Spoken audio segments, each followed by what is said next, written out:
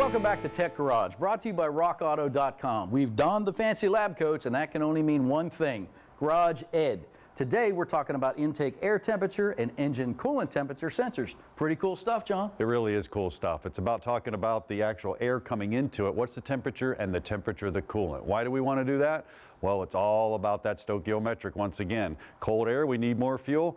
Not as cold air, not as much. So here's how it works. This is an intake air temperature sensor right here on the board, and I have an engine coolant temperature sensor. Well, they both work the same way. Take a look at this graphic. They're actually negative coefficient thermistors, or they could be positive coefficient. We don't care. It's just measuring resistance. And what happens is when resistance changes, you can see the chart down there. At different temperatures, you have different resistance value. Now, the computer, he can't feel it. He doesn't know what's going on, but he does know voltage. So once that voltage correlates to that chart, it can tell what to do with the fuel delivery. Now I can actually show it to you right here. I have one, and if you're going to measure one at the house, you can do this right at home. That chart's available. You can go look at it on the internet and find it. Switch your meter over to ohms of resistance. Once I did that, you can look at the chart. I'm at room temperature and I'm at 3,200 ohms of resistance around there, 230. You look at the chart, we're perfect for this temperature. Now the cool part is, if I take this and I heat it up just like the engine would with the coolant, you can see it going down. Gets hot, resistance goes down. Well, resistance goes down,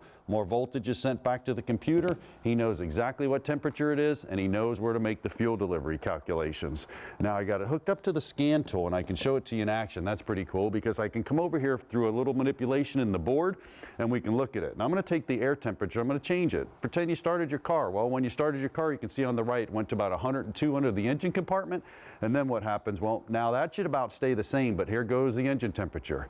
As my car is heating up and heating up and heating up, bam, I go all the way up with the engine temperature. That's what's happening. So in the morning, they should be about equal, and then once it starts running, the air temperature should stay the same and the coolant should start to rise. That's a good diagnostics. We're actually looking at it here of how the sensor works, but what if the wire harness is not working and the computer's not getting a signal? Hey, no worries. Brian's got us covered.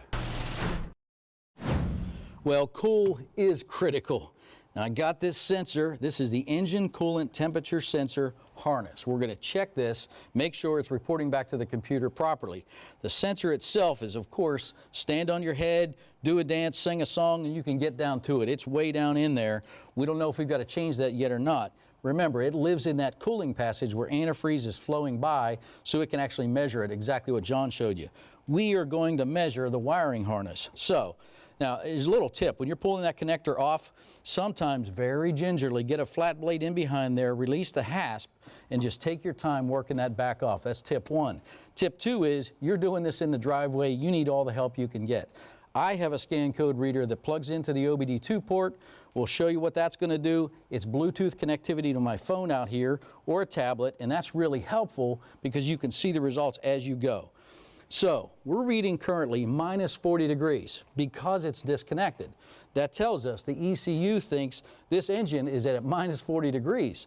And if we were to start it, if it would even start, we'd get a ton of black smoke. It would be dumping a bunch of fuel in there, telling the injectors, do your thing to heat me up. Well, when we take our fancy tool, I keep this in the top drawer of the toolbox. So what we're going to do is jumper this connector right across both posts, and we're going to take this status from minus 40 degrees to its full measuring potential, which is 302 degrees. You see the change? 40 to 302. What that means is when you jumper it is, this wiring harness is good. It's reporting full potential of voltage back to the ECU, which means if you were try to start it now, you wouldn't get any fuel because it would say, you're way too hot, no more fuel for you. So we validated that the wiring harness is good. If we still had a problem, it would be time to change that engine coolant temperature sensor. Again, stand on your head, get sideways, and then you can get it out. But not terribly hard to understand, but super critical. This guy is yet one more key enabler to the ECU power balance equation.